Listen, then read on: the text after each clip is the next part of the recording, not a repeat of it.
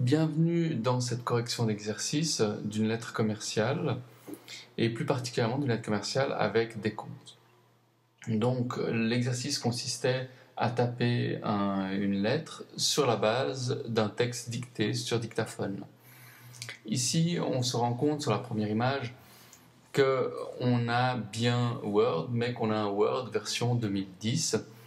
C'est pas très important. Les éléments importants, c'est qu'on voit qu'on est en format Arial, le format qui a été demandé pendant l'exercice, et que la mise en page de 3 à gauche et de 2 à droite a été respectée. On verra plus tard aussi la disposition de 2 en haut et en bas. Donc le destinataire est marqué. On remarque la majuscule sur le nom de l'entreprise ou le nom de famille de la personne qui envoie. Pas grand chose à remarquer d'autre, si ce n'est en haut également dans la barre au niveau du 8,5, une tabulation qu'on a placée simplement en tirant la flèche de la gauche dans la règle. Nous avons maintenant mis en place la date, donc on voit un alignement sur la 3e ligne en face de la ville ou du village, et c'est important de noter que cette date avec le lieu d'où est envoyée la lettre se situe soit sur la 3e, soit sur la 4e ligne. Nous voyons que nous avons rajouté une tabulation, c'est le petit taquet dont on parlait tout à l'heure, et en double-cliquant dessus, eh bien, nous pouvons voir la position et marquer la position de manière assez précise.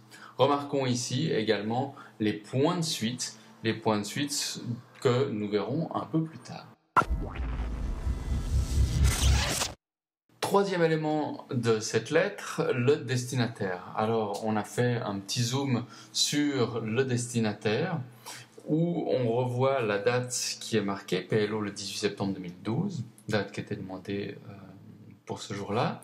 Et puis, on voit le taquet qui est à 8,5 avec un format un peu particulier. En fait, c'est le taquet qui est tout à gauche qu'on a ramené et mis à 8,5. Donc de nouveau, si vous double-cliquez dessus, vous allez pouvoir le fixer de manière relativement précise. Et puis, on voit une particularité, c'est après Perco SA, qui est toujours en majuscule, le Shift Enter pour signifier que le retour à la ligne se fait exactement à la même distance par rapport à la gauche de la feuille que le Perco SA. Dans l'élément suivant, on va s'intéresser à la mise en place d'une part du concerne, mais également de l'alignement du décompte, donc le cœur de l'exercice.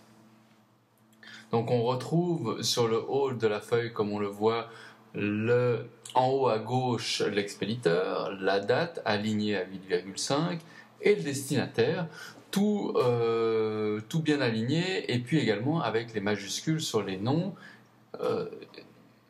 Voilà, il y a 4 retours à la ligne entre l'adresse de l'expéditeur et l'adresse du destinataire. Voilà, rien de bien nouveau.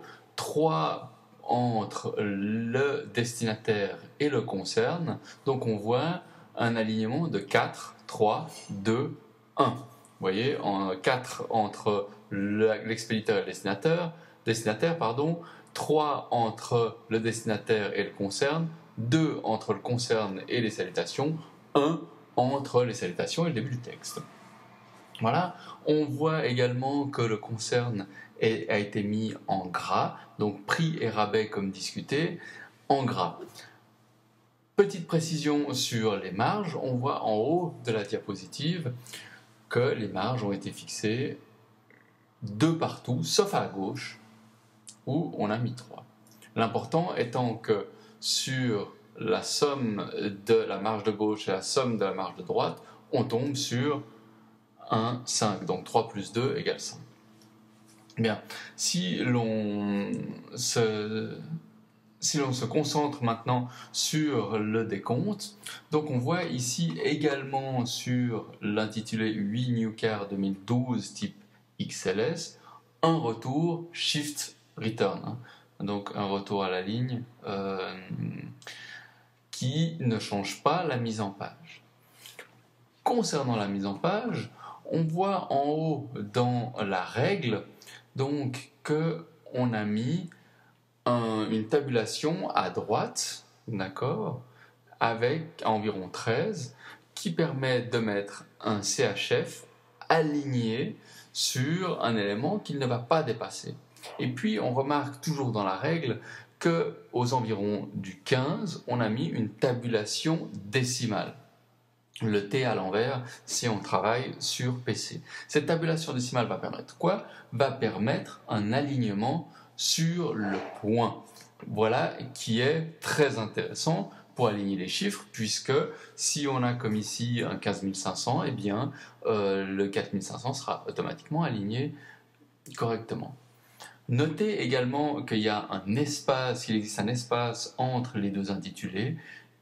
Ça se fait au travers du paragraphe, d'accord, où j'ai mis un 6 d'espacement entre les deux éléments du décompte.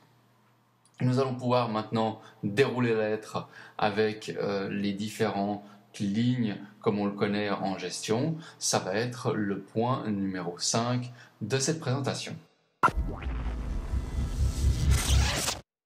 Nous voilà arrivés à la suite de la lettre où il s'agit de souligner pour pouvoir mettre la somme. Et à ce moment-là, moi j'aime bien utiliser les points de suite. Donc on va double-cliquer sur l'élément qui est la tabulation, hein, d'accord. On voit ici la tabulation qui est environ à 12, qui est juste avant le CHF, d'accord, pour que le CHF soit bien encadré. Et puis il y a une tabulation à droite qui permet également d'aligner des points de suite sur un espace donné. Et là, on voit qu'on sélectionne la tabulation à 15,5 et sur le point de suite numéro 3. Point de suite numéro 3 qui est bien centré et donc qui permet de vraiment laisser un espace avant et, comme nous le verrons sur la diapositive suivante, un espace après. Voilà, notre lettre est maintenant tapée. Je l'ai tapée vraiment à la suite en écoutant le texte. Je n'ai à aucun moment arrêté le dictaphone. Donc normalement, vous devriez arriver sans le dictaphone à taper l'ensemble de la lettre. Ce qu'on va regarder ici, c'est la partie basse de la lettre. Donc on s'est arrêté juste avant sur le trait pour la somme du sous-total, à peu près à la centimètre 14, et on a récupéré donc la mise en page ou la mise en ligne, comme vous préférez, précédente. C'est-à-dire que effectivement, dans les tabulations, le CHF est toujours aussi bien aligné, et la somme des deux, 20 000, 4 500 plus 15 500 font bien 20 000. Ensuite, j'ai mis un espace un peu plus important pour la soustraction du pourcentage pour des questions de mise en page. Maintenant, on pourrait tout à fait continuer avec un espace de 6, mais je préfère arriver avec un espace de 12. D'accord ? Donc, on se souvient ici qu'on doit avoir un espace entre 6 et 12 pour le sous-total et le rabais. Donc le 5%, il est facile à calculer, hein. 10% de 20 000, c'est 2 000, la moitié de 10%, c'est 5%, donc la moitié de 2 000, c'est 1 000. De nouveau, alignement, et un trait où il suffit de faire un copier-coller de toute la ligne. Si vous mettez votre souris dans la marge à gauche, vous pouvez sélectionner l'entier de la ligne, et avec un CTRL-C, CTRL-V, vous allez coller directement la ligne. Ensuite, on rajoute le total net que j'aime bien mettre en gras pour des questions esthétiques. C'est vrai que souvent, il y a des gens qui le mettent pas forcément en gras et double souligné en dessous. Je trouve plus élégant de faire ça de cette sorte, à savoir en gras sur cette ligne du total net avec simplement l'encadré en haut et en bas. Maintenant, les deux sont autorisés. Je préconise cette façon de faire. On voit également que j'ai laissé 2 espaces pour la suite de la lettre. C'est aussi une question d'aération, puisque la lettre est relativement courte.